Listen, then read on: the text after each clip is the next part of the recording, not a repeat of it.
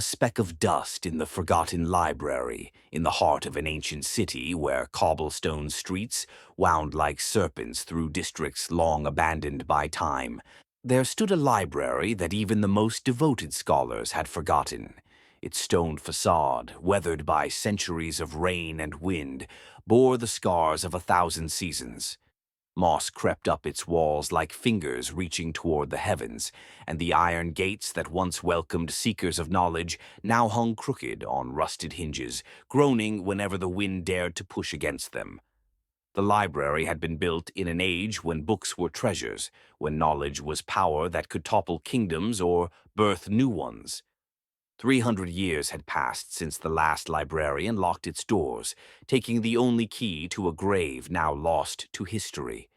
The building had witnessed the rise and fall of dynasties, survived wars that razed neighboring structures to rubble, and stood defiant against the passage of time that reduced everything around it to dust and memory.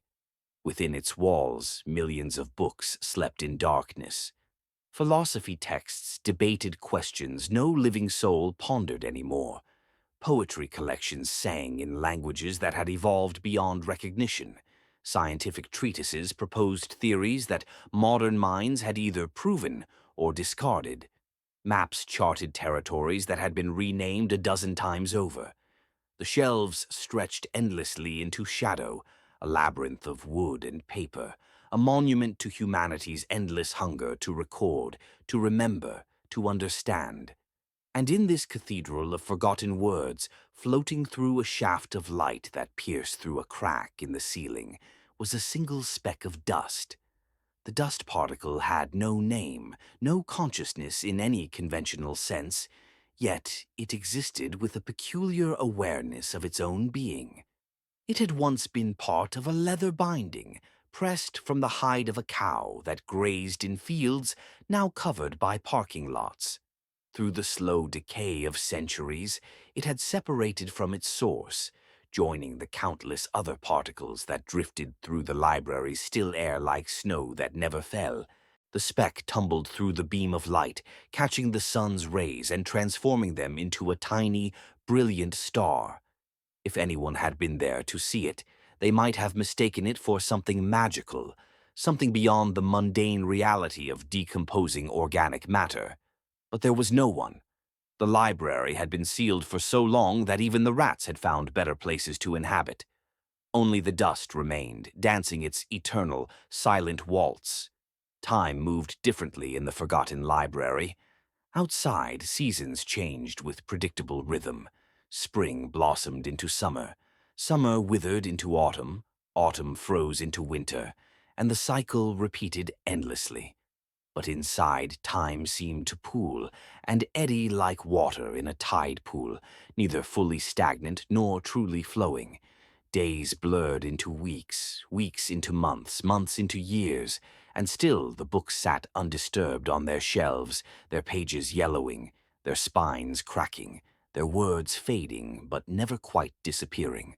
The speck of dust had traveled the length and breadth of the library over the course of its existence. It had drifted past the philosophy section, where volumes by thinkers long dead gathered their own dust. It had floated over the poetry alcove, where verses about love and loss and the beauty of fleeting moments sat unread. It had wandered through the history stacks, past accounts of battles and treaties, and the lives of kings whose names no one spoke anymore. It had even ventured into the restricted section, where books considered too dangerous or too precious had been locked away behind glass doors that had long since shattered from thermal stress. On this particular day, if days could be said to have particularity in a place where nothing changed, the speck found itself near the eastern wall of the library. Here, the damage from time was most severe. Water had found its way through cracks in the masonry, creating dark stains that spread across the walls like the branches of a dying tree. Several bookcases had collapsed entirely, spilling their contents across the floor in chaotic heaps.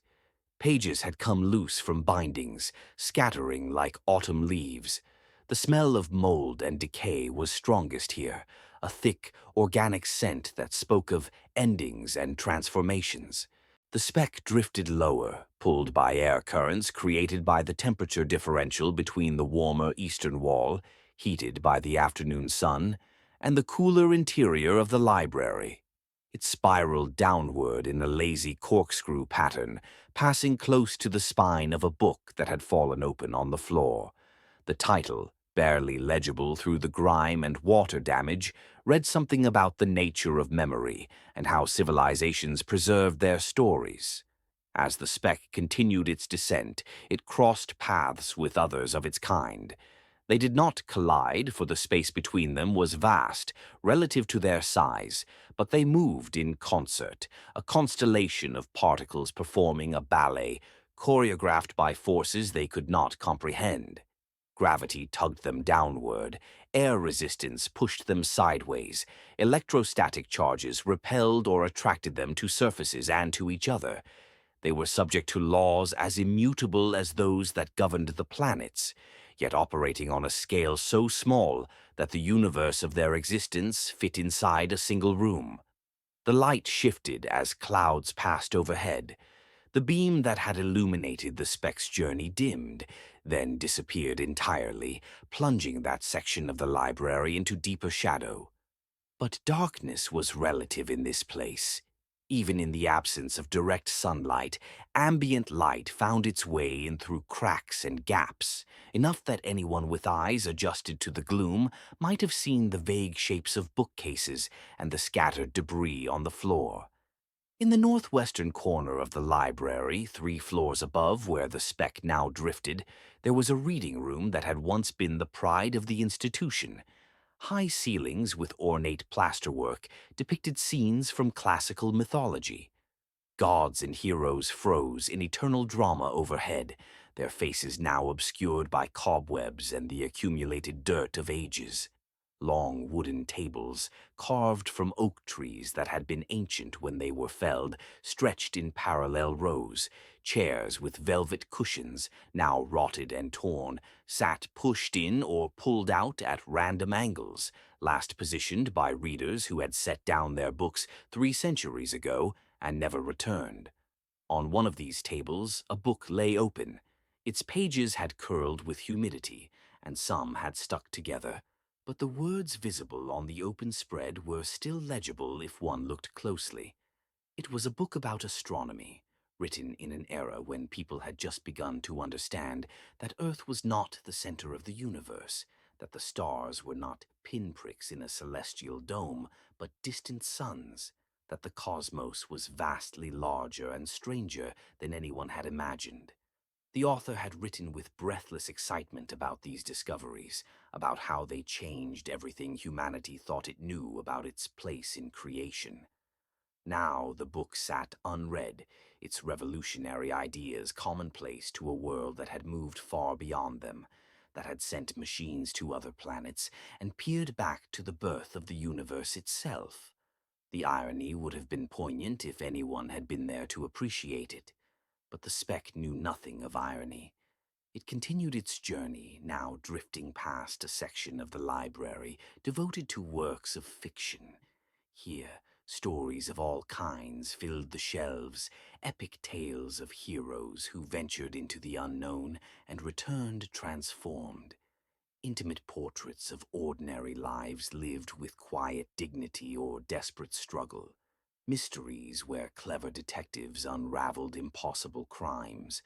Romances where lovers overcame obstacles to find happiness or failed tragically in the attempt. Horror stories that explored the darkest corners of human psychology and the terrors that lurked in shadow and nightmare. These stories had been written to entertain, to enlighten, to challenge, to comfort. Authors had poured years of their lives into crafting these narratives, selecting each word with care, revising and refining until the prose sang or whispered or shouted exactly as they intended. Readers had stayed up late into the night, unable to put these books down, desperate to know what happened next.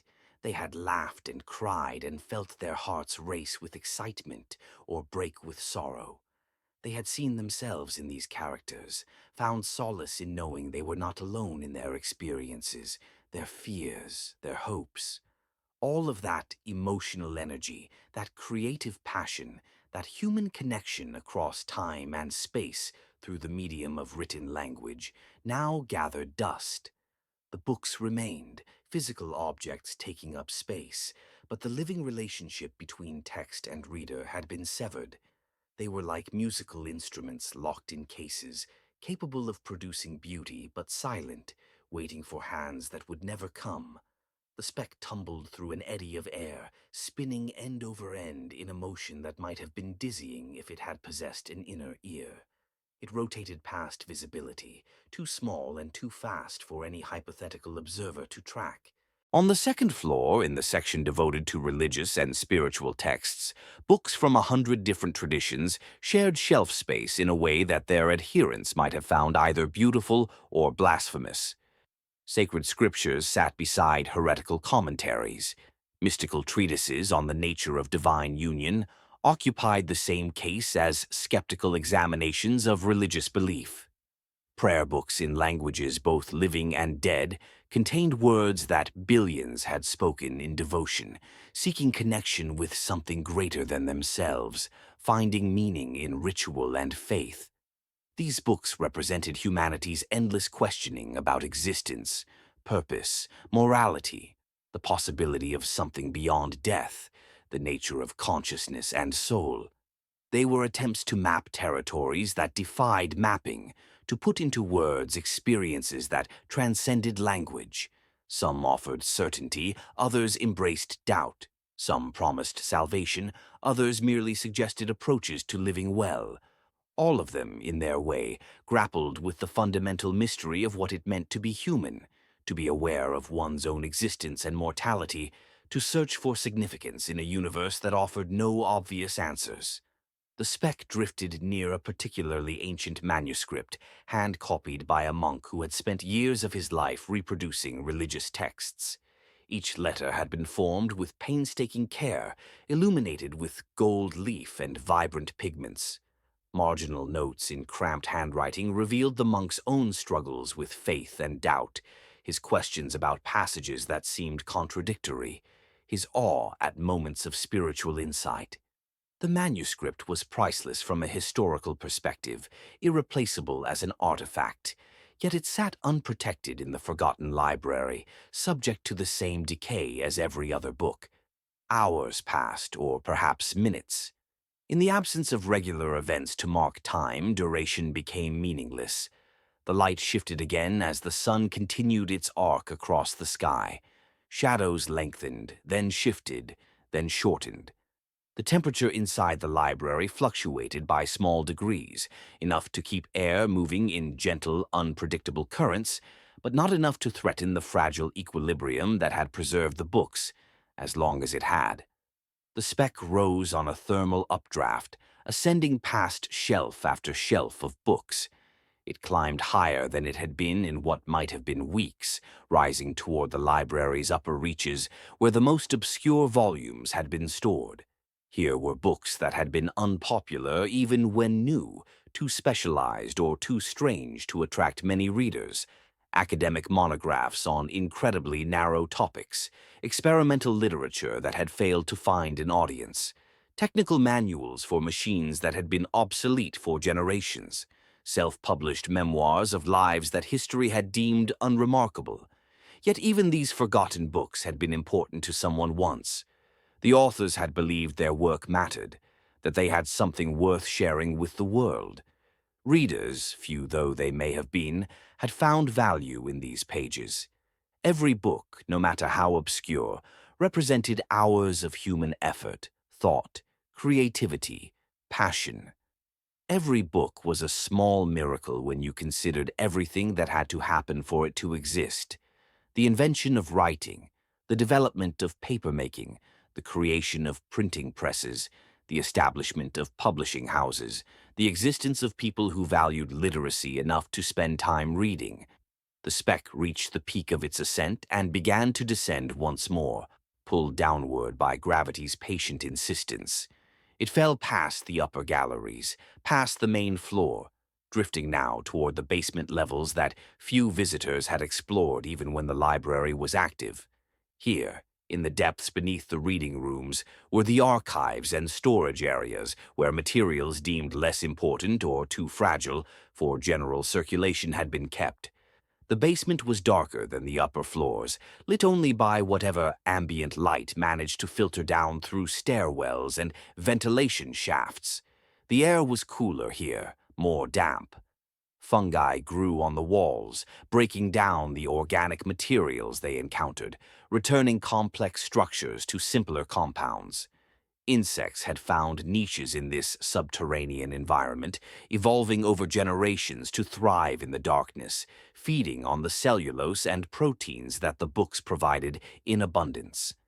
Among the basement shelves were boxes and crates containing documents never bound into books, letters between scholars debating fine points of interpretation, drafts of manuscripts covered in corrections and annotations, journals where scientists recorded their observations and hypotheses, legal documents establishing property rights, settling disputes, recording marriages and deaths and births, census records tracking populations through the decades, tax rolls documenting who owed what to whom they paid. These were the raw materials of history, the primary sources that scholars would have treasured if they knew the archives existed. They offered glimpses into daily life, into how ordinary people thought and spoke and conducted their affairs. They revealed the gap between official narratives and messy reality, showed the contradictions and complexities that simplified accounts smoothed over. They were invaluable and ignored, important and forgotten. The speck settled onto the lid of a wooden crate, coming to rest for the first time in what might have been days or weeks. The surface was rough, the wood grain forming tiny valleys and ridges that, at the speck's scale, created a dramatic landscape. The speck nestled into a small depression, temporarily sheltered from the air currents that would eventually lift it again and send it on another journey through the library's vast interior. In this moment of stillness, the speck was part of the larger pattern of entropy that governed all things. Everything in the universe moved toward disorder, toward maximum randomness. Stars burned their fuel and collapsed, mountains eroded into sand, bodies aged and died, books decayed into dust. The process was as inevitable as time itself, as fundamental as the laws of thermodynamics. The library was not exempt. Every day, more pages yellowed and became brittle. More bindings cracked and fell apart. More words faded beyond the point of legibility. Yet there was beauty in the decay, if one had eyes to see it. The patterns of water damage created abstract art on the walls. The way light filtered through gaps in the structure created ever-changing compositions of brightness and shadow. The musty smell, while unpleasant to most, was rich with chemical complexity, a perfume of decomposition.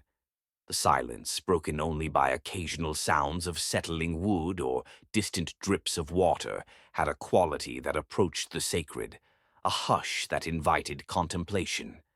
Time continued its forward march. Outside the library, the world went on with its business. People were born and grew and fell in love and had children and grew old and died. Technologies advanced at an accelerating pace. Social movements rose and fell. Political systems evolved or collapsed. The climate shifted, growing warmer on average, bringing new weather patterns and ecological disruptions. The city around the library changed, new buildings rising on the sites of old ones, populations shifting, whole neighborhoods transforming their character and purpose. But none of it touched the library. It remained sealed, apart, existing in its own temporal bubble. The books continued their slow transformation from organized information into random distribution of molecules. The speck of dust, resting on its crate, was part of that transformation, a tiny ambassador of the inevitable.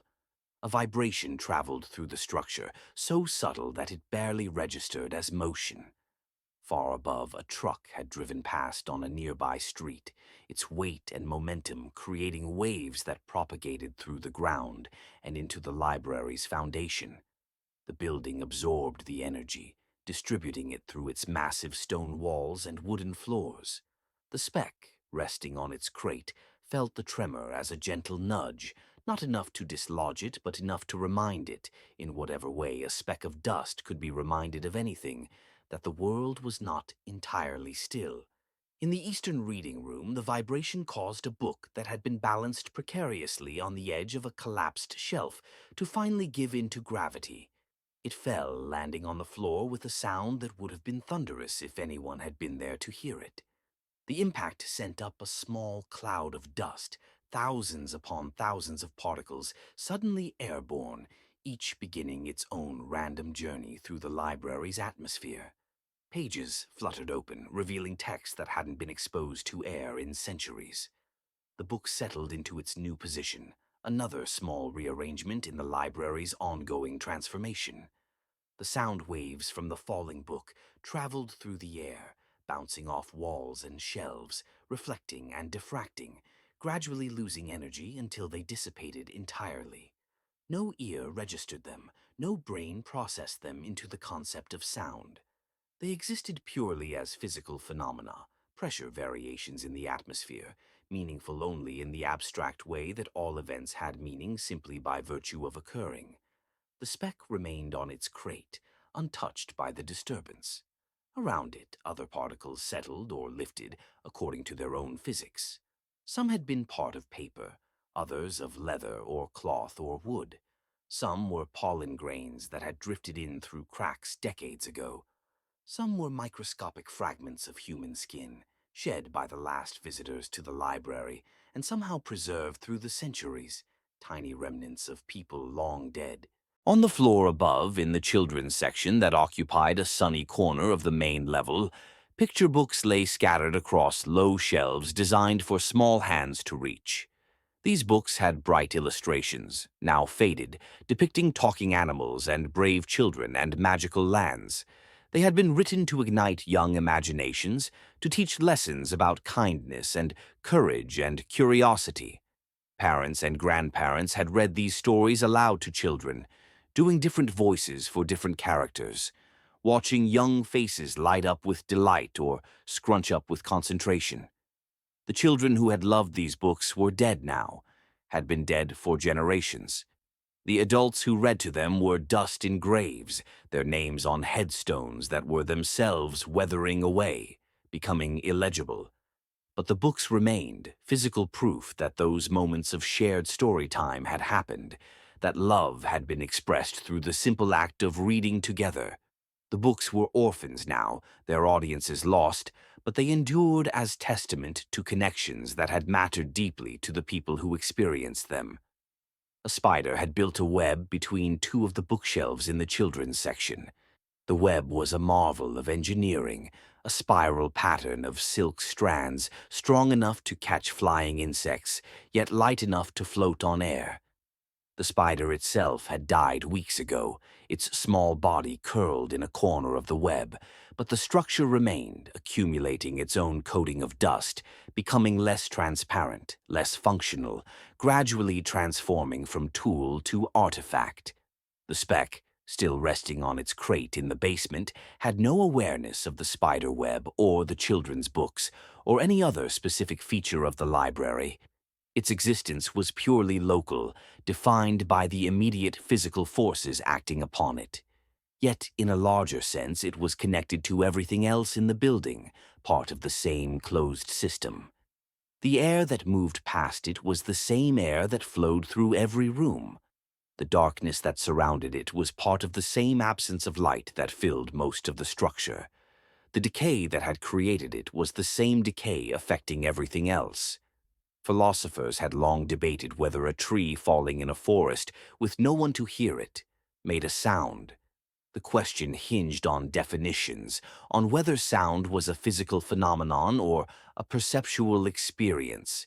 In the forgotten library, thousands of events occurred daily that no one witnessed. Books fell, spiders caught prey, Fungi consumed paper. Dust settled and rose. By any reasonable definition, these things happened, were real, had consequences. Yet the absence of observers gave them a quality of unreality, as if they existed in a state of quantum uncertainty, neither fully real nor fully imagined. The speck, of course, gave no thought to such questions. It existed in pure being, without the burden of consciousness, without the anxiety of self-awareness, without the desire for meaning or purpose.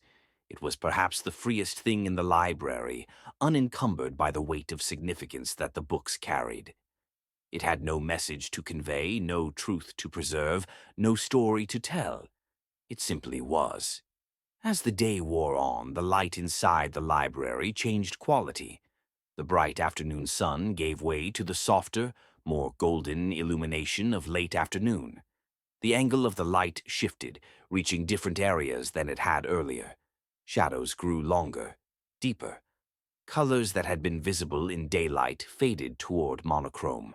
The temperature began to drop slightly as the heat of the day dissipated, setting up new convection currents in the air. These currents eventually reached the basement where the speck rested. A gentle flow of air, cooling as it descended from the warmer upper floors, created enough movement to dislodge the speck from its resting place. It lifted from the crate, tumbling back into the atmosphere, resuming its endless wandering. The journey began again, a journey with no destination, no purpose, no end beyond the eventual dissipation of the library itself into ruin. The speck rose through the basement, past rows of filing cabinets whose drawers were rusted shut, their contents a mystery that would likely never be solved. It floated through a doorway and into the central stairwell, a vertical shaft that connected all the library's levels. Here, the air moved differently, drawn upward by temperature differentials, and the slight pressure variations caused by wind blowing across the building's exterior. The stairwell was grand in its architecture, designed to impress visitors with the importance of the institution they were entering. Wide marble steps curved upward in a graceful spiral. An ornate wrought-iron railing, now spotted with rust, bordered the stairs. These paintings had darkened with age, their varnish yellowing, their pigments deteriorating. Some had fallen from the walls, lying on the stairs where they had landed, their frames broken, their canvases torn. Others hung at odd angles, their hanging wires corroded, threatening to fall at any moment. The faces of the scholars and monks and scientists in the paintings looked out into the darkness with expressions frozen between inspiration and melancholy, witnesses to the decline of the very institution that had commissioned their portraits. The speck climbed the stairs without effort, carried by the rising air. It passed the landing for the first floor, then the second, ascending toward the third and highest level of the library. Here, in the upper reaches, were housed the rarest books, those deemed most precious by the long-dead librarians. First editions of works that had changed literature, ancient manuscripts preserved through luck and careful stewardship, books so rare that only a handful of copies existed anywhere in the world. Ironically, these most valuable books were also the most vulnerable. Kept in climate-controlled cases when the library was active, they now suffered the same exposure to humidity and temperature fluctuations as everything else. Some had deteriorated beyond recovery, others remained remarkably preserved, protected by their own construction and materials from the worst of the decay. But all were at risk, all vulnerable to the slow but inexorable work of entropy. In a glass case whose door had long since broken, leaving it open to the air, lay a book of hours from the 14th century. It was a prayer book, created for a wealthy patron, illuminated with exquisite miniature paintings. Gold leaf still gleamed on some pages. Blues and reds and greens retained much of their original vibrancy. The parchment, made from calfskin, had proven remarkably durable, though some pages had stuck together and others had been damaged by moisture. The book represented hundreds of hours of skilled labor. The calligrapher who wrote the text, the artists who created the illuminations, the binder who assembled the pages, all had been masters of their crafts. They had created this object not just as a tool for prayer, but as a work of art, something beautiful offered to God and to the patron who commissioned it. Generations had used this book, their fingers wearing smooth the edges of frequently turned pages, their eyes finding comfort in familiar prayers and inspiring images. Now it sat unread, its prayers unspoken, its beauty unappreciated. The irony was profound. A book created to facilitate connection with the divine, abandoned in a forgotten library, seen by no one, used for nothing. It endured as artifact and ruin simultaneously, precious and worthless, meaningful and meaningless. The speck drifted past the glass case, unaware of the book or its history or the questions of value and meaning it raised. The speck moved on its random path, subject only to physics, guided by forces that operated without intention or awareness. In this, it was honest, in a way that humans struggled to be. It made no claims about importance or purpose. It simply existed, participated in the physical world, followed the rules that governed all matter. A bat had somehow found its way into the library years ago, probably through a gap in the roof. It had made a home in the uppermost corner of the third floor, hanging from a beam during the day, venturing out at night to hunt the insects that still managed to find ways into the building. The bat was the only mammal that called the library home, a small, warm presence in the cold abandonment. The bat's droppings had accumulated on the floor below its roost, creating a small pile of guano that provided nutrients for a colony of bacteria and fungi. These microscopic organisms broke down the organic waste, releasing nitrogen and other compounds back into the ecosystem of the library. In a place defined by stillness and decay, this represented a tiny cycle of life, energy being transferred and transformed, the basic processes of biology continuing in the margins. The speck floated near the bat's roost, close enough that the mammal's body heat created a small thermal updraft. The bat hung motionless in the deep sleep that conserves energy during daylight hours, its wings folded around its body like a cloak. Its heartbeat was slow, its breathing barely perceptible. In the darkness of its rest, the bat dreamed, if bats dream, of flight and hunting, the sonar navigation that made the impossible possible, the satisfaction of a moth caught in midair. The updraft from the bat's warmth lifted the speck higher, toward the ceiling of the third floor. Here, the damage from time was evident in ways both subtle and dramatic. Plaster had fallen away in large sections, revealing the wooden lath beneath. Water stains spread across the remaining plaster in irregular patterns. The speck touched the ceiling gently, adhering to it through electrostatic attraction. It remained there for a moment, part of the larger layer of dust that coated every horizontal surface in the library. From this vantage point, if the speck had been capable of sight or thought, it might have looked down on the whole space below. The shelves marching in ordered rows, the reading tables scattered about, the windows letting in their fading light, the entire architecture of knowledge and preservation slowly surrendering to chaos. But the speck had no sight, no thought, no perspective on its situation. It was part of the scene, not an observer of it. The distinction mattered, though it was hard to articulate exactly why. Perhaps it was that observers had the burden of interpretation, the need to make sense of what they saw, while the speck simply participated in the world without needing to understand it. There was a kind of grace in that, a liberation from the human compulsion to find meaning in everything. The library had been designed with meaning woven into every detail. The classical columns that supported the upper floors referenced ancient temples of learning. The quotes inscribed above doorways spoke of the nobility of education and the power of knowledge.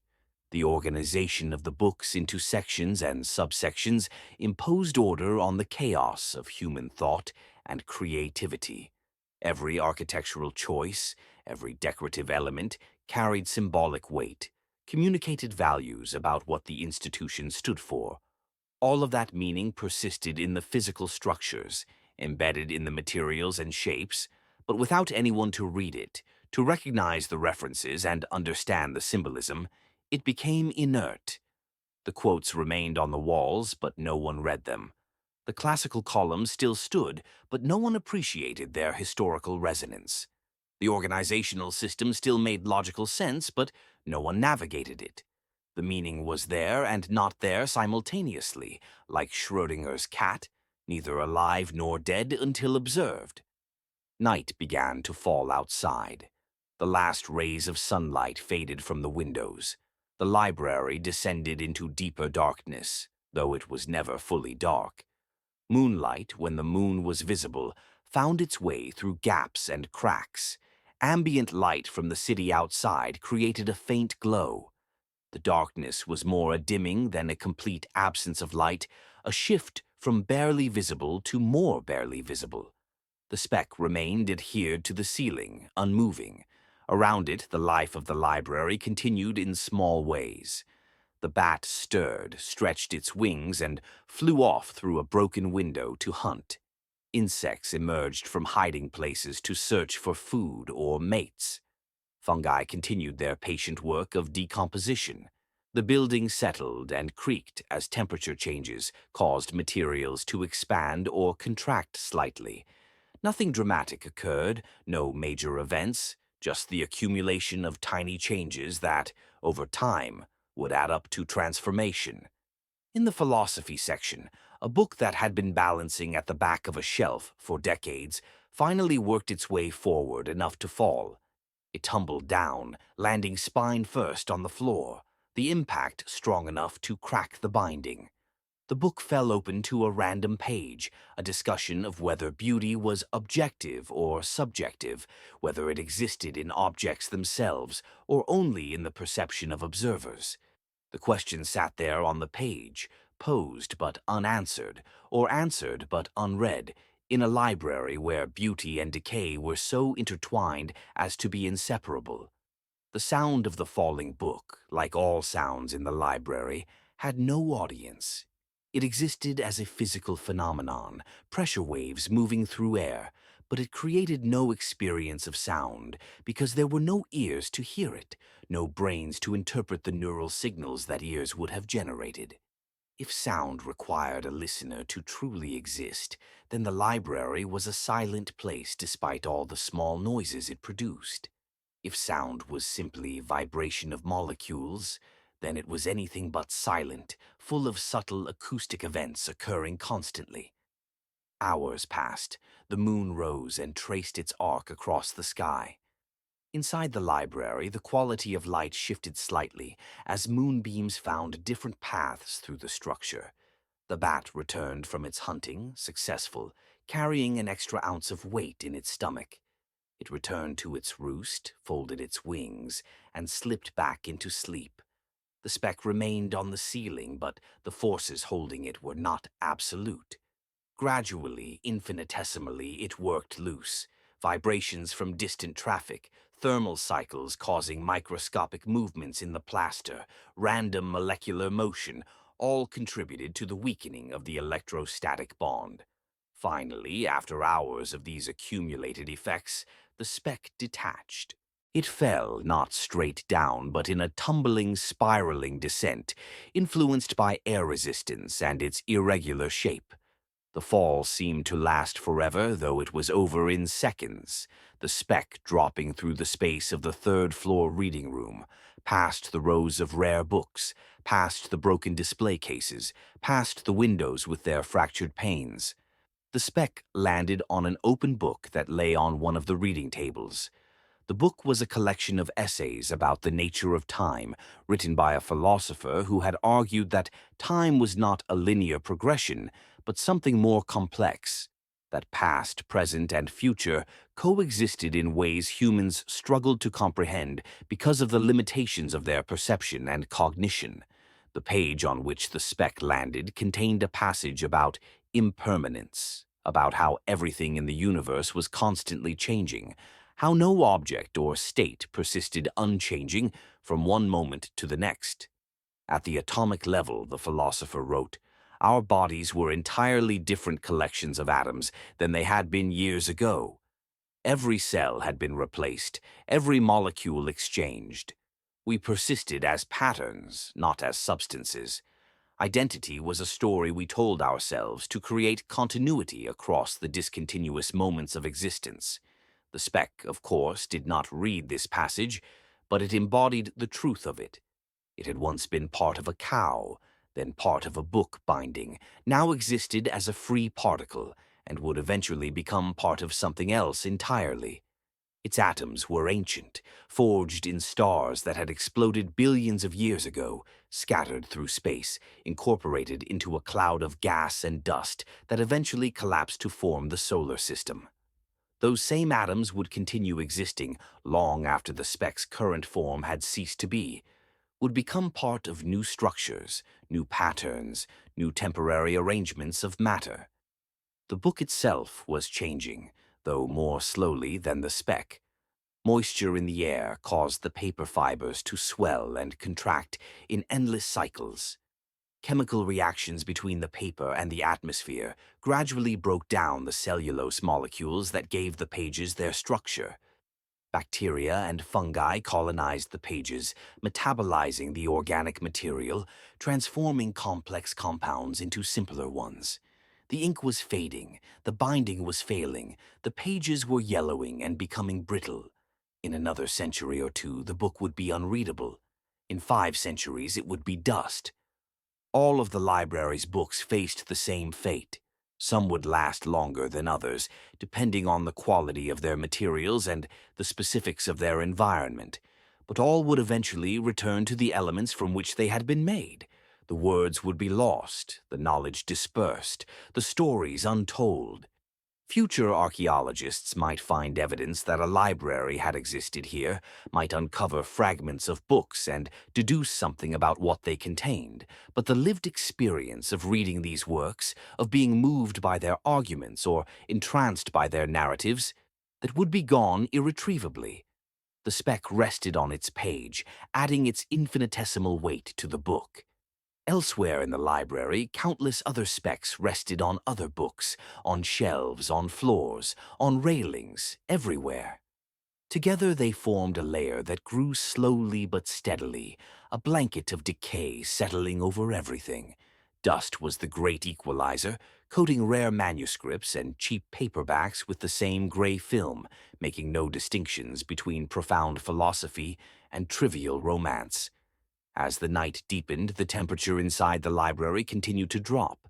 The building's thermal mass, the enormous amount of stone and wood and paper it contained, released the heat it had absorbed during the day.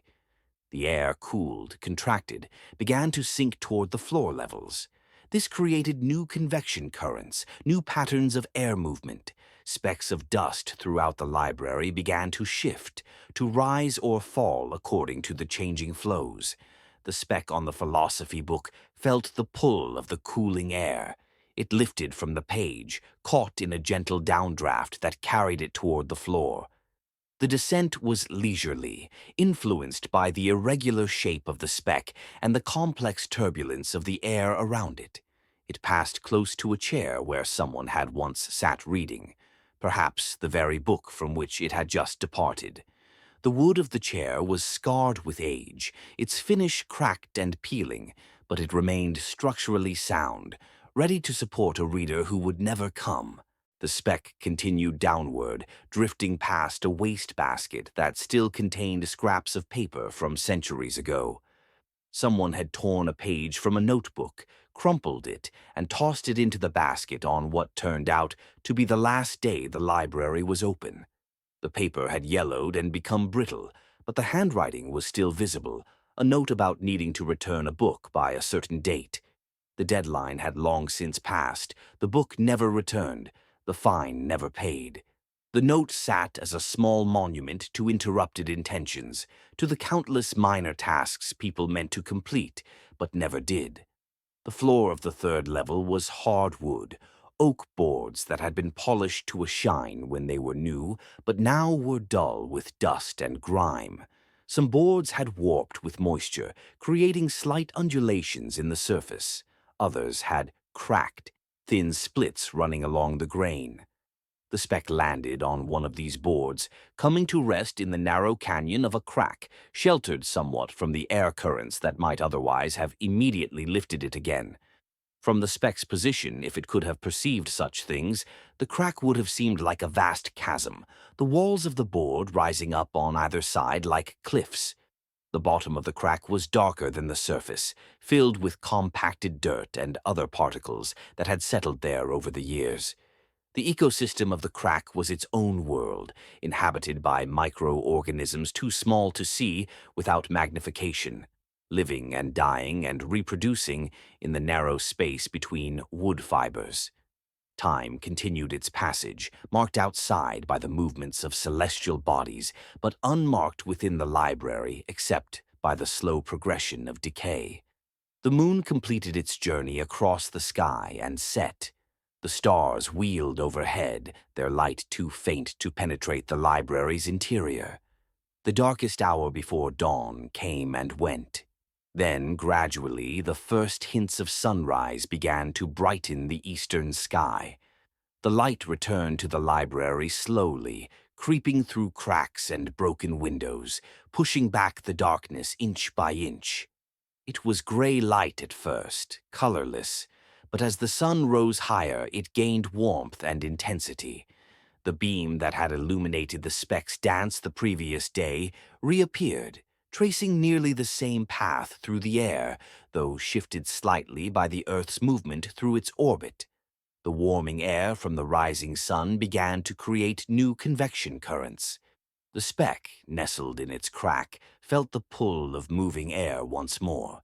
It resisted briefly, held by friction against the wood, but eventually the aerodynamic forces overcame the static friction.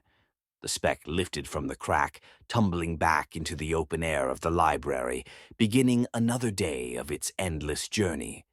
The speck rose on the morning thermals, climbing higher than it had been in some time. It ascended through the third floor, past the rare books section, past the philosophy texts, past the empty reading tables. It rose through an open doorway and into a different section of the library, one dedicated to works of science and mathematics. Here, books attempted to explain the fundamental laws governing the universe. Physics texts described the behavior of matter and energy. Chemistry books detailed the interactions between elements and compounds. Biology volumes explored the mechanisms of life. Mathematics texts presented abstract systems of logic and number. All of human inquiry into the workings of reality was represented on these shelves, from ancient natural philosophy to cutting-edge theoretical physics as it had existed 3 centuries ago. Many of the scientific theories in these books had been superseded by later discoveries. The physics texts, for instance, predated quantum mechanics and relativity, working within a Newtonian framework that had proven to be an approximation rather than an absolute truth. The biology books knew nothing of DNA, of the molecular basis of heredity, of the complex biochemical pathways that drove cellular processes. The chemistry texts, while still largely accurate in their basic principles, lacked the sophisticated understanding of atomic structure and chemical bonding that later generations would develop. Yet, these books had value beyond their specific content. They represented stages in humanity's evolving understanding of the natural world. They showed how knowledge built upon itself, how each generation stood on the shoulders of those who came before, seeing slightly further. They revealed the process of science, the way hypotheses were tested and refined or discarded, the gradual accumulation of evidence that led to new insights. They were historical documents as much as scientific ones, snapshots of human knowledge at particular moments in time. The speck drifted past a mathematics text lying open on a shelf. The pages showed geometric proofs, diagrams of circles and triangles and polygons, theorems about the relationships between angles and sides. The proofs were elegant, proceeding logically from axioms to conclusions with a rigor that left no room for doubt. Mathematics had the peculiar quality of being both abstract and absolute, existing in a realm of pure logic, while also describing patterns found throughout the physical universe. The mathematics in this old book was just as true now as when it had been written, would remain true for all time, because mathematical truths, unlike physical theories, did not depend on empirical observation. The speck rose higher still, reaching the ceiling of the science section. Here, a large crack had opened in the plaster, wide enough to see into the space between the ceiling and the roof. The crack had been caused by water damage, leaking slowly through a gap in the roof tiles, soaking into the plaster and causing it to expand and contract until it finally gave way. Through the crack, the speck could have glimpsed, had it been capable of sight, the underside of the roof, a framework of wooden beams and joists, some showing signs of rot where water had been in contact with them for too long. The air currents carried the speck toward the crack.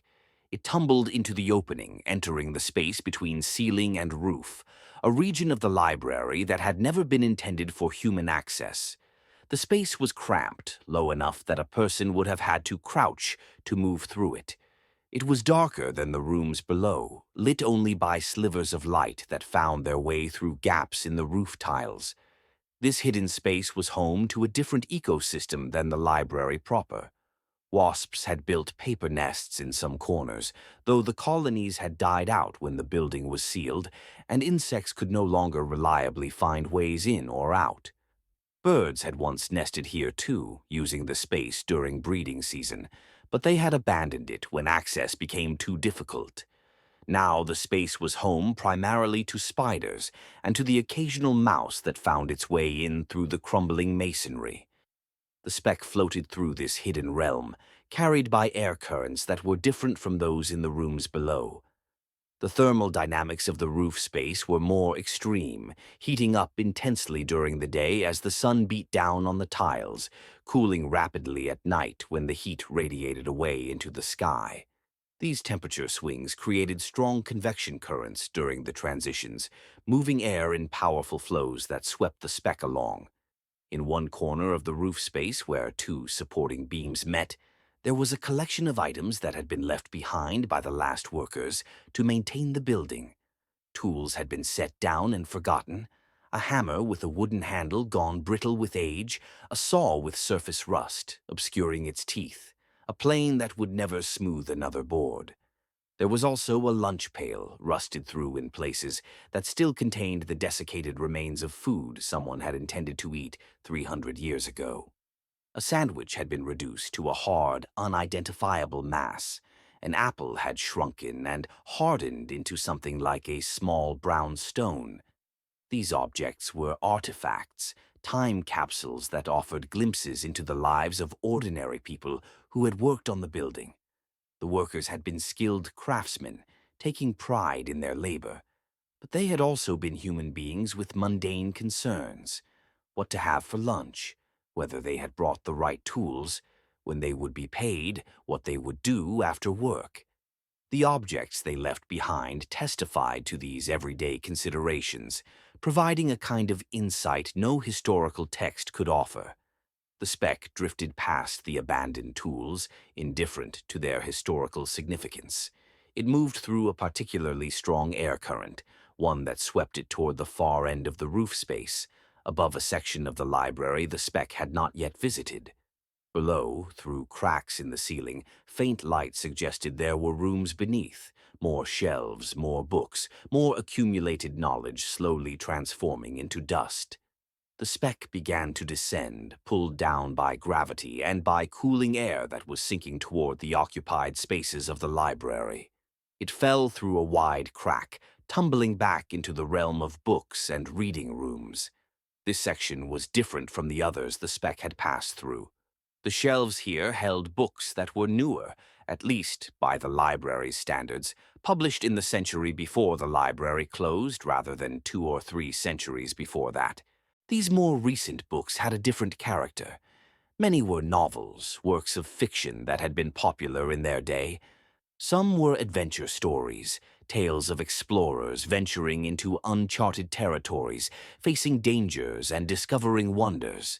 Others were social commentaries, examining the conditions of urban life, the struggles of the working class, the hypocrisies of the wealthy. Still others were experimental works, authors pushing against the conventions of narrative structure and prose style, trying to find new ways to represent human consciousness and experience through text. Reading tastes had changed since these books were published. Many of the novels that had been bestsellers in their time were now obscure, forgotten by all but the most dedicated literary historians. Conversely, some books that had been little noticed when first published had later come to be regarded as classics. Though that reevaluation had happened long after the library closed, so these now celebrated works sat on the shelves in no special position, given no special honor, just more books among the thousands. The speck settled onto the spine of one such novel, a work that would have been recognized as an important piece of literature by scholars in the world outside the library, but which sat here unregarded. The author had spent 5 years writing it, working at night after long days at another job, sacrificing sleep and social life to complete the manuscript. The prose was exquisite, every sentence crafted with care, the rhythm and music of the language as important as the story being told. Critics who read it had been divided, some praising its ambition and innovation, others finding it difficult and obscure. The book had sold poorly when first published. The author had written 2 more novels, each more experimental than the last, each selling even fewer copies. Discouraged, the author had eventually stopped writing, taking a position as a clerk and living quietly, never knowing that decades after their death, scholars would rediscover the work, recognize its brilliance, and establish the author's reputation as one of the most important writers of the era.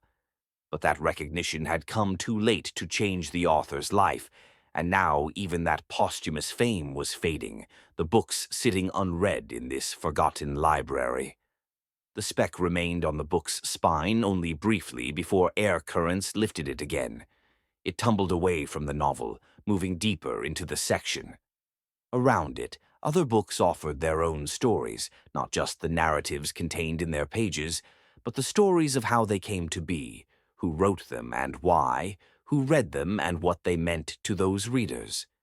Every book had a history, a context, a web of relationships connecting it to people and ideas and events. All of that context was inaccessible now, the connections severed, the meanings lost except for what could be inferred from the physical object itself. The light was brighter in this section of the library, more windows having survived intact or with less damage. The speck passed through a beam of sunlight, catching the light and glittering briefly like a microscopic jewel. The moment lasted less than a second, the speck tumbling out of the light and back into shadow. But in that instant, it had been beautiful in its own way, proof that beauty could exist without an observer, that aesthetic qualities inhered in phenomena, regardless of whether anyone was present to appreciate them, or perhaps not. Perhaps beauty required an observer, and the speck's moment of brilliance, unseen by any eye, was merely photons scattering off a particle in a manner that would have been perceived as beautiful if anyone had been there to perceive it. The question was philosophical, unanswerable in any definitive sense, but it spoke to larger questions about the nature of value and meaning. Did things matter if no one cared about them? Did events have significance if no one knew they occurred? The library, with all its unread books and unwitnessed moments, posed these questions simply by existing. The speck continued its journey, moving through the fiction section toward another area of the library. It passed from the novels into a section dedicated to drama, where plays from various eras filled the shelves. These scripts represented stories that had been meant to be performed, not read silently. They were blueprints for theatrical productions, texts that came fully alive only when actors spoke the lines, when directors interpreted the stage directions, when designers created the visual world of the play, when audiences watched and reacted. Some of these plays had been performed thousands of times, had been seen by millions of people across centuries. Others had been staged once or twice and then forgotten, judged failures and abandoned. But all sat equally on the shelves now, the successful and the failed, the celebrated and the obscure. In the drama section, the Speck encountered another living creature, the first it had come near since passing the bat hours earlier. A moth had found its way into the library and was crawling across a shelf, its wings folded against its body. The moth was seeking a place to lay eggs, instinctively drawn to the paper and cloth and organic materials that would provide food for its larvae. When the eggs hatched, the caterpillars would eat their way through book pages, creating the tiny holes and channels that bibliophiles called foxing, though the technical term was entomological damage. The moth was oblivious to the speck drifting past it. The insect's world was chemical and tactile, a realm of pheromones and textures. Darkness punctuated by the moth's compound eyes, limited ability to perceive light. It navigated by touch, using its antennae to sense the world immediately around it. To the moth, the library was a vast cave filled with food and potential nesting sites, an ideal environment for its species. It did not comprehend that it was in a human structure, that the materials it was eating had been created with purpose, that it was contributing to the destruction of objects that had once been treasured. The speck moved on, leaving the moth to its search. It drifted through an archway into yet another section, this one containing books about art and music. Coffee table books, oversized volumes that had been expensive when new, showcased paintings and sculptures from various traditions and eras. The color plates had faded badly, the inks breaking down chemically, but hints of the original vibrancy remained. Reproductions of masterpieces sat side by side with images of works that had been less celebrated, giving no visual hierarchy to the canonical versus the marginal. Books about music theory and composition filled nearby shelves. They contained musical notation, those abstract symbols that translated sound into visual information. Beethoven symphonies and Bach fugues, popular songs and folk melodies, all were preserved as notation, as instructions that a skilled musician could interpret and perform. But without musicians, the notation was silent, a map with no traveler, a recipe never cooked. The music existed as potential only, as information about what sounds should be made. But the sounds themselves were absent. The library had once held concerts in a special room designed for musical performances. A small auditorium with excellent acoustics had hosted chamber music recitals, poetry readings, lectures by visiting scholars. The room was located on the first floor, its door now swollen shut with moisture, impossible to open without significant force. Inside, chairs were arranged in neat rows facing a small stage. A piano sat on the stage, its finish cracked, its strings undoubtedly out of tune, possibly broken. The room waited in silence, the echoes of all the performances it had hosted long since faded. The applause and laughter and occasional coughs of audiences, now just ghosts, if ghosts were more than metaphors for memory. The speck had no destination in mind, no goal toward which it moved, but it drifted in that direction anyway, drawn by the particular patterns of airflow in this part of the library. It descended toward the first floor, spiraling down through the central atrium where the main circulation desk had stood. The desk was massive, built from oak, and designed to impress patrons with the institutional authority of the library. Drawers and cabinets built into the desk still contained the tools of librarianship: cards for the card catalog, date stamps for checking books in and out, lists of acquisitions and withdrawals, records of overdue books and unpaid fines. Behind the desk, on the wall, was a painting of the library's founder, a wealthy merchant who had donated the money to build the institution. The merchant looked stern in the portrait, dressed in the formal attire of his era, his expression suggesting someone who took his civic responsibility seriously. He had made his fortune through trade, buying and selling goods across long distances, accumulating wealth through careful business decisions and occasional luck. In his later years, seeking to be remembered as more than just a successful merchant, he had funded various civic improvements, of which the library was his crowning achievement.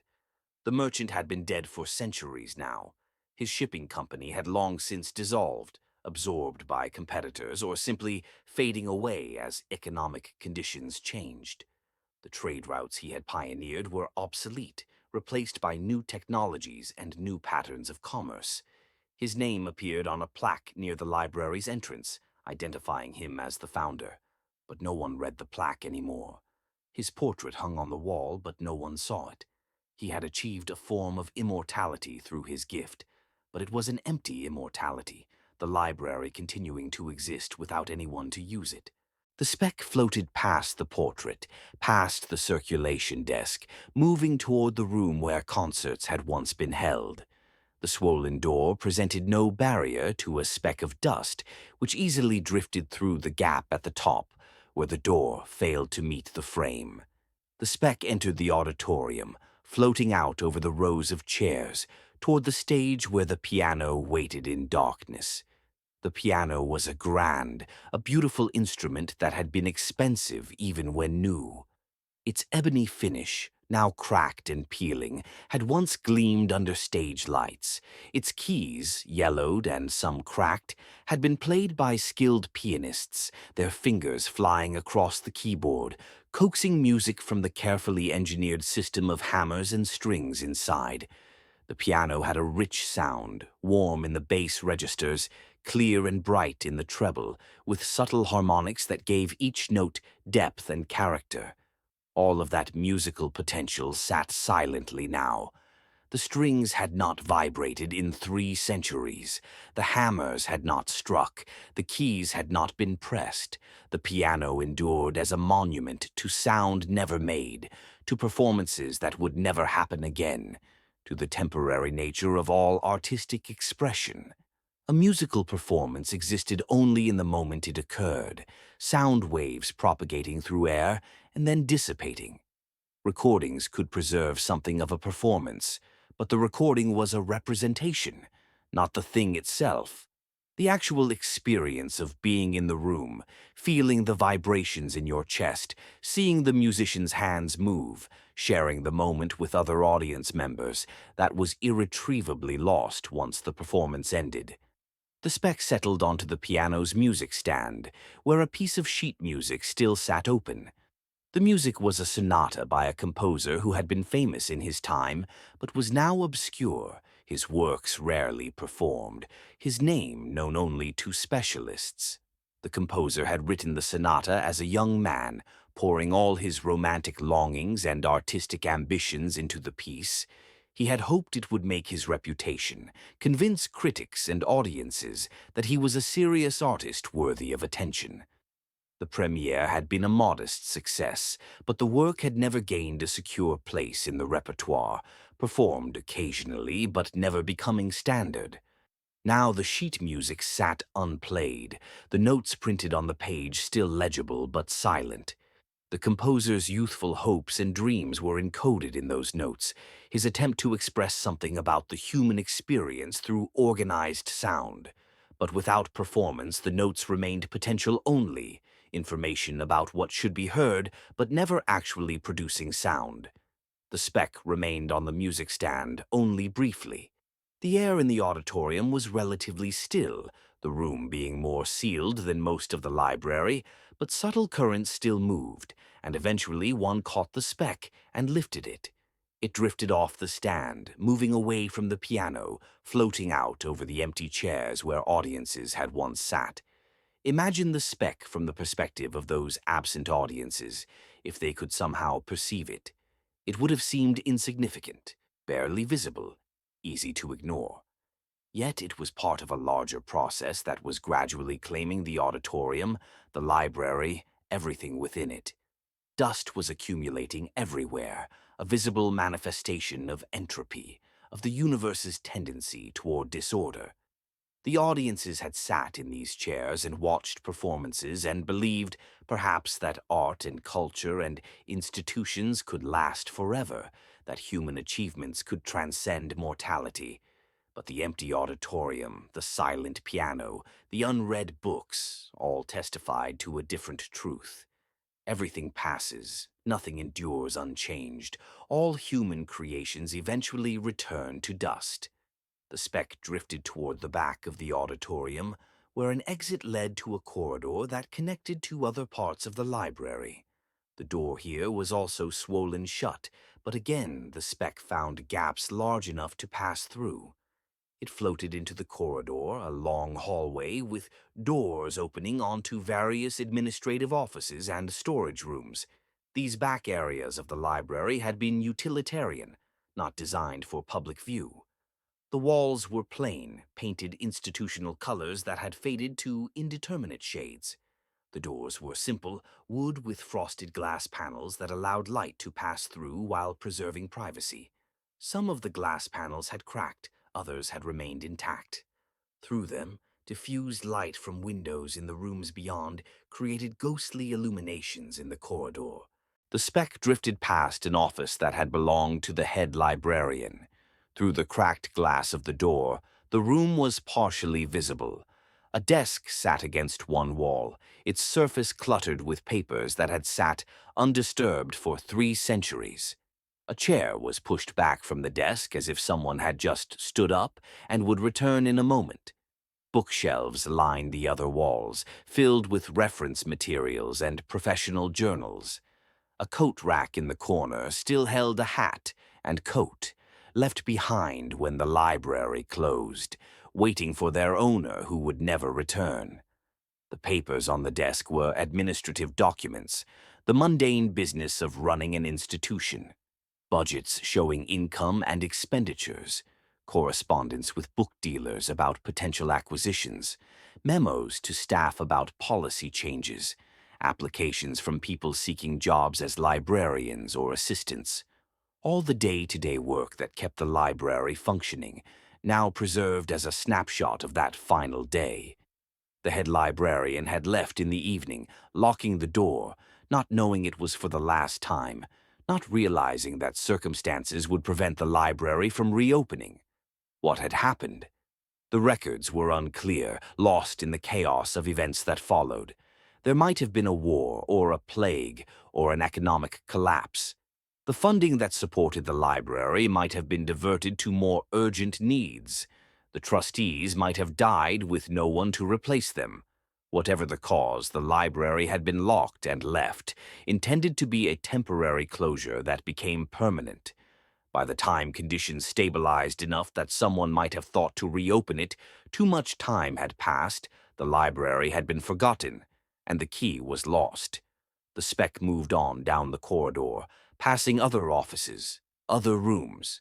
A supply closet still stocked with items librarians had used, pens and paper, rubber stamps and ink pads, book repair materials. A break room with a table and chairs, cabinets that had once held dishes and food. A bathroom with fixtures that had long since dried out, the pipes empty, the porcelain stained. All of these spaces had been part of the living, functioning library, places where staff worked and rested and talked about their lives. Now they were empty, silent, monuments to ordinary life interrupted. The corridor ended at a stairwell that led down to the basement.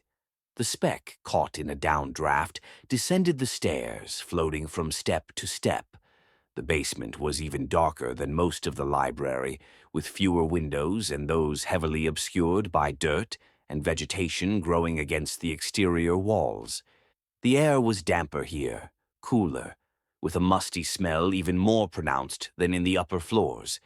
The basement housed the library's mechanical systems, the furnaces and pipes and electrical panels that had made the building function. The furnaces were cold and dead, their fires extinguished 3 centuries ago. The pipes were dry, the water supply long since shut off. The electrical panels were obsolete, designed for a power grid that had been upgraded and modernized many times since they were installed. None of it worked anymore. All of it was now just metal and ceramic and other materials slowly oxidizing, corroding, breaking down into simpler chemical compounds. Also in the basement were storage areas for books that the library had not had room to shelve upstairs, or that had been removed from circulation for various reasons. Boxes and crates were stacked haphazardly, some having collapsed under their own weight or from water damage. The books they contained were in poor condition, water-stained, moldy, in some cases reduced to pulp. These books had been considered less important than those upstairs, deemed not worth the prime shelf space. Now they decayed in darkness, their abandonment complete. The speck drifted among the boxes, rising and falling with the subtle air currents in the basement. It passed close to a crate containing old newspapers, bound volumes that archived issues from decades past. The papers had been brittle even when they were put into storage, printed on cheap, acidic paper that yellowed and crumbled quickly. Now they were barely more than powder, the newsprint almost illegible, the stories they had told of local events and national crises reduced to fragments. Newspapers were the most ephemeral of publications, designed to be read once and then discarded. Yet libraries had preserved them, recognizing that today's news became tomorrow's history, that these daily accounts of life as it was being lived had value for future researchers trying to understand the past. The effort to preserve them had only delayed the inevitable. The paper was breaking down, the information being lost, proof that no method of preservation was perfect, that entropy would eventually claim everything. In a far corner of the basement, water had pooled on the floor, leaked in through cracks in the foundation. The pool had existed for years, perhaps decades, evaporating slowly but always being replenished by new seepage. It had created a localized ecosystem, a small wetland in the basement. Algae grew in the water, microscopic plants converting the faint light that reached them into energy through photosynthesis. Bacteria flourished in the nutrient-rich environment. Mosquito larvae wriggled through the water, though without a way to escape the basement as adults, they simply died there, unable to complete their life cycle. The speck drifted over this pool, floating on the slightly more humid air above the water. It came close to the surface, nearly touching it, close enough that surface tension might have captured it if it had descended just a bit more. But the air currents held it up, keeping it airborne, and it drifted past, continuing its journey through the basement. The speck eventually found its way to another stairwell, this one leading back up to the main floor. It rose on a thermal current, warm air from the slowly heating basement ascending toward the cooler upper levels. The speck climbed the stairs, emerging into the central atrium once more. The cycle of its journey was repeating, not exactly but in general pattern. The speck moved through the library, rising and falling, drifting from section to section, touching down briefly and then lifting off again. It had no goals, no preferences, no memory of where it had been or concept of where it might go. It existed purely in the present moment, responding only to the immediate physical forces acting upon it. Days passed, then weeks. The seasons outside changed. The sun's angle shifted as Earth continued its orbit. Days grew longer, then shorter, then longer again. Temperature patterns changed, bringing different weather. Rain fell more frequently in some periods, less in others. Snow came and melted. The library experienced all of this only indirectly, in the gradual temperature changes that penetrated its walls, in the moisture that seeped in through cracks, in the subtle shifts in air pressure as weather systems moved past. The speck continued its journey, sometimes spending hours in one location, other times traversing half the library in minutes. It witnessed in its unconscious way the slow progression of decay. Books that had been barely damaged developed worse problems. Shelves that had been stable began to sag. Walls that had been solid developed new cracks. The degradation was gradual enough to be invisible day to day, but over weeks and months it accumulated into visible change. One day, a section of ceiling in the eastern reading room finally gave way completely, collapsing onto the floor below. The crash was enormous, the sound echoing through the library for seconds after the initial impact. Dust filled the air, millions of particles suddenly airborne, creating a choking cloud. The speck that had been the subject of this narrative was caught in the turbulence, whipped around by the chaotic air currents created by the collapse. When the dust settled, literally and figuratively, the reading room had changed dramatically. A pile of rubble filled one corner, plaster and wood lath mixed with the remains of books that had been struck by the falling debris. A hole in the ceiling gaped open to the floor above, letting in more light than the room had seen in decades. The structural damage was severe enough that more collapse seemed likely, the building's integrity compromised. The speck had survived the collapse, as such things survive, by being too small to be damaged by forces that would destroy larger objects. It had been tossed around violently, but emerged unchanged, still capable of floating on air currents, still participating in the life of the library such as it was. In the aftermath of the collapse, the ecosystem of the library shifted slightly. The new opening between floors changed airflow patterns. Insects and small animals found new routes through the building. More rain found its way in, accelerating water damage in areas that had previously been relatively dry. The process of decay, always ongoing, quickened slightly, the damage from the collapse cascading into secondary effects that would take years to fully manifest. The speck drifted through the changed landscape of the library. It floated through the new hole in the ceiling, moving between floors without using stairs or doors. It settled onto books that had been damaged by the collapse, adding its infinitesimal weight to volumes whose spines had been broken, whose pages had been torn. It rose again and continued its wandering, indifferent to the changes around it, no more affected by the collapse of the ceiling than it had been by any other event in the library.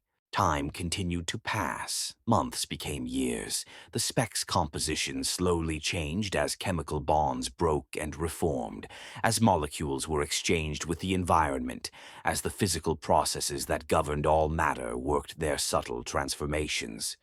The speck that floated through the library now was not quite the same collection of atoms it had been, though the changes were too gradual and too small to be noticed without sophisticated instruments.